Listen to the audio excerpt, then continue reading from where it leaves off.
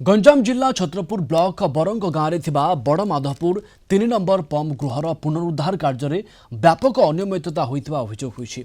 अभियोग करिसेंती बजरंगी पानी पंचायतर सभापति समेत बहु चाषी माने पूर्वरु थिबा पानी पंपटी गत फाइलिन में भांगी जाइतिला।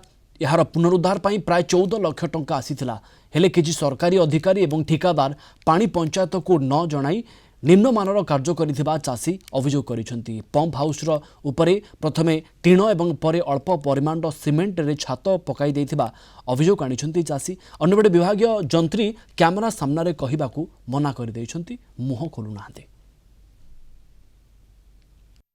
टीण उपरे छात पकई पैसा नहीं पाइप लाइन ऊपर पकईदेला कहले क्या कथा शुणिलानी से जो आम जे कहले शुणुची ना कंट्राक्टर कहले शुणुची केते लाख टका काम होइछि पाका प्राय 14 लाख प्राय 14 लाख टका काम कर माने तम अजनन सब काम चलछि आगे आम अजणा सब काम होइछि पूरा पूरा तदंत हो पाखापाखि 14 लाख टका काम होइछि। देखुछन 13,72,000 काम आछि काम होइछि किंतु आमु जेतिक लागुछि टंका 4 फुट 5 लाख टका काम होइछि। निम्नमानर सब काम होइछि। काम ही करथिले सर रोड भी एटे देखिए भी फाटी जाइछि किए भी सर जेई की एसडीओ सर किए भी सुनु नांदी हम काम।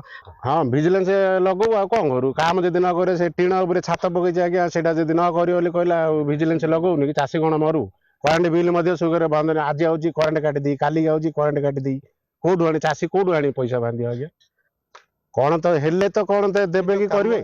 चाष जमी को जलसेचन करिवार सुविधा करिवा पई बड़माधवपुर निकट बरंग ग्राम में कर जाइथिला एलआई पॉइंट किंतु ताहा निम्नमान काम होइतिबा नै एबे चाषी एवं ग्रामवासी माने अभियोग करछंती।